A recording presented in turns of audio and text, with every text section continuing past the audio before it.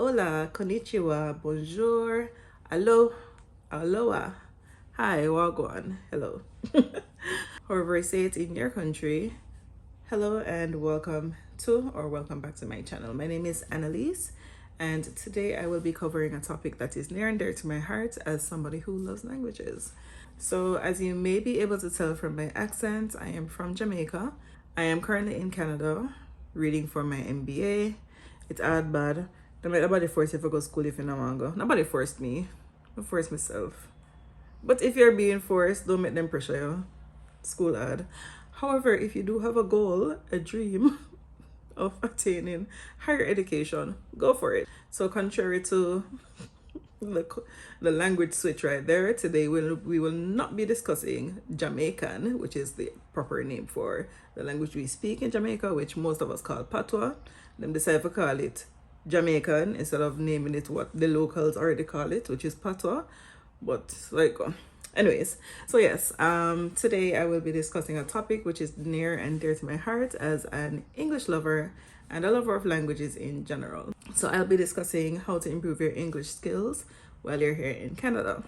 As a student at a university in Canada that is, I would say, 99% immigrants, I understand the importance of honing your English speaking, listening, reading, writing skills.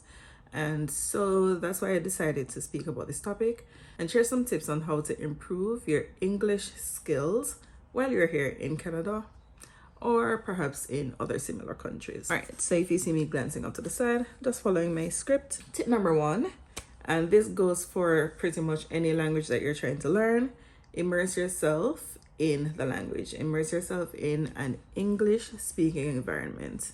So I currently have a student, I do teach English.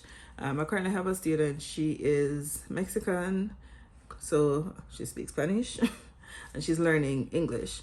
She started learning English quite some time ago and she actually came to Canada, and one of her goals was to improve her English here. However, she came with lots of persons who already spoke her language. So she wasn't able to fully immerse herself in the experience and basically force herself to only speak English. So while she did get some good practice, it would have been even better for her if she had no choice but to speak English. So that's my first tip to you. Immerse yourself in the language, immerse yourself in an English speaking environment so you have no choice but to practice. And I also want to say something I say to my students: never be afraid to make mistakes. That is how we learn, that's how humans learn, and it is in the making of mistakes that we'll actually discover what not to do or how to do something better. Right, this is the most surefire way to improve your English speaking skills, because you will be put in a position where you will have to speak English in order to communicate whatever it is that you have to say to whoever you are around. So take advantage of the multinational community that you will be in once you are in Canada. You will get the opportunity to learn how to understand English without necessarily listening to the accent. I realize a lot of persons who communicate with me, they are focused on my accent. So they they may have trouble understanding what I'm saying at some points. I know I do speak fast, but that aside, even when I do slow it down, some persons are stuck on listening to the accent. So just try to focus on the words that the person is saying as opposed to the accent, and that will go a far way in you understanding. And the other good thing about being in a multicultural society is that you will indeed get exposure to other accents. So if it is that you're somebody who can't necessarily just turn off listening to the accent, then you will get the practice of listening to other persons communicate in English with an accent outside of what is familiar to you.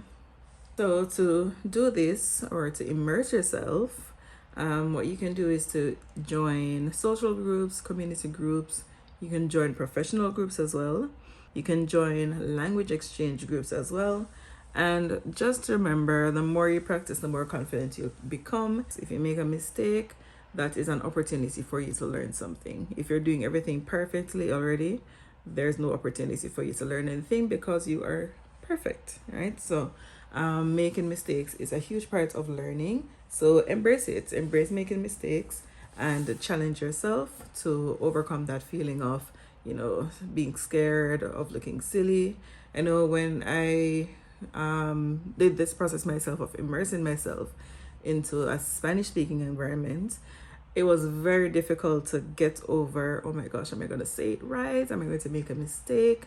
So I do understand the struggle there, but trust me, this is how we learn. Tip number 2. It does tie into tip number 1, but tip number 2 is watch movies, series, listen to music in English. That way you're also submerging yourself or immersing yourself into an English environment where you don't have to communicate back. It's a one-sided communication. It's one-sided communication. So you will listen and you'll be able to, process it a little bit. I was going to say a little bit slower, but when you're watching a movie, I would say turn the subtitles on, right? Turn the subtitles on so that you will be able to increase the rate at which you translate in your mind. Because when you're just learning a new language, just relating it to me learning Spanish, you're not going to think in English immediately. You're going to think in your language and then translate it. But eventually, with time, you'll be able to start thinking in English so that when you're speaking, it will come, more fluently. So yes, watch TV, shows, watch movies, listen to music in English, and try to follow along with the dialogue that is being shown on screen. So tip number 3, that's 6. Tip number 3, read as much as you can in English. So read anything you can get your hands on. Read books. I was looking for my book just now. Read books, read newspapers. If you're going to be studying business, for example, start trying to read the financial sections of the newspaper. Read financial journals. If you're going to be studying medicine, read medical journals. I'm going to say immerse yourself again, but just try to read as much as you can in English. Read things that are entertaining, things that are educative, because they will use different language. So obviously a medical journal is going to use different language from, I'm going to say, like a horror story, like a Dean Koontz book, for example. So just expand the types of reading that you do so that you can improve your vocabulary. Trust me. So yes, you can improve your English language skills by reading more widely and more frequently.